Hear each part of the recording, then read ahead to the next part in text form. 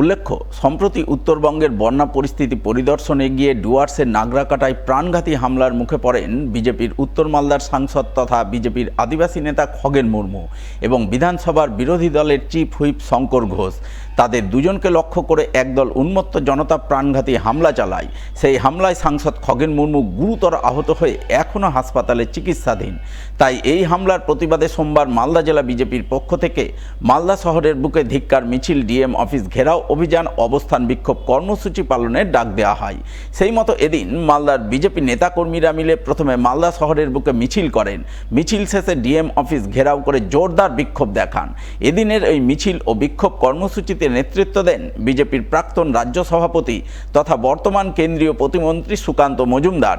এছাড়া উপস্থিত ছিলেন বিজেপির দক্ষিণ মালদার সভাপতি অজয় গাঙ্গুলি, উত্তর মালদার সভাপতি প্রতাপ সিং, বিজেপি নেতা অম্লান ভাদুরী, নীলাঞ্জন দাস, হবিবপুরের বিজেপি বিধায়ক জোয়েল মুর্মু, মালদা কেন্দ্রের বিজেপি বিধায়ক গোপাল চন্দ্র সাহা সহ আরও অনেকেই।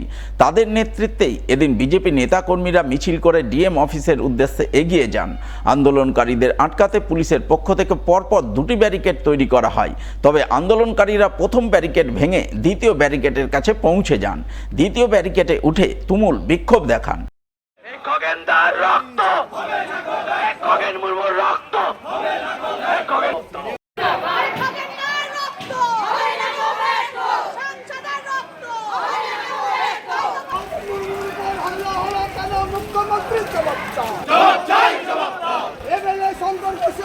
হামলা হলো কেন? মুখ্যমন্ত্রী জবাব চাও।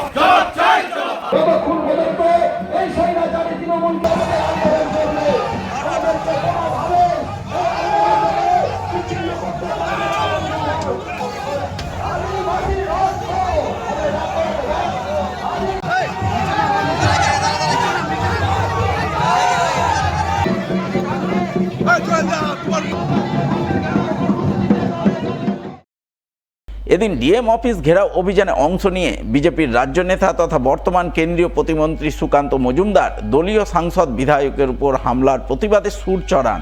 বিভিন্ন ইস্যুতে রাজ্যের তৃণমূল দল ও তৃণমূল সরকারের কড়া সমালোচনা করেন। খগেন মুর্মু একজন মালদার ভূমিপুত্র। মালদা জেলার যারা তৃণমূল কংগ্রেস নেতা আছেন, যারা দেখলেন দরদর করে রক্ত বেরোচ্ছে, তখন আপনাদের কেমন লেগেছিল?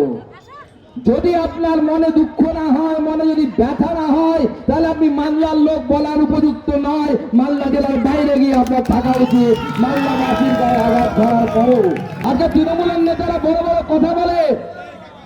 এখানকার তৃণমূল কংগ্রেসের জেলা সভাপতি, নাম তার বক্সি, সে বড় বড় বক্সার মনে করে নিজেকে। বলে, খুড়ো, পুলিশটা সরিয়ে দিয়ে রাস্তায় বেরিয়ে তোমাকে রিক্সাওয়ালা পর্যন্ত জুতো ছুঁড়ে মারবে। কত বড় বাপের বেটা হয়েছে বিজেপি নেতাদেরকে পেটাবে। অত বড় বাপের বেটা হলে না, নিজে যে দলটা করতে, আরএসপি দলটা করতে, এখনো বাপের বেটা হলে বুকে দম নিয়ে ওই দলটা করার ক্ষমতা দেখাতে পালিয়ে আসতে না ওখান থেকে তৃণমূল কংগ্রেসে। তো তৃণমূলের প্রাণ ওই এসআইআর এর মধ্যে আছে, ভোটার লিস্টে আছে।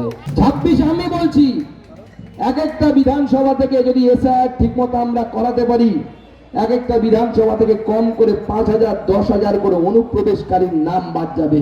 আর তারপর ওই সিট ভারতীয় জনতা পার্টিকে জেতা থেকে কেউ আটকাতে পারবে না।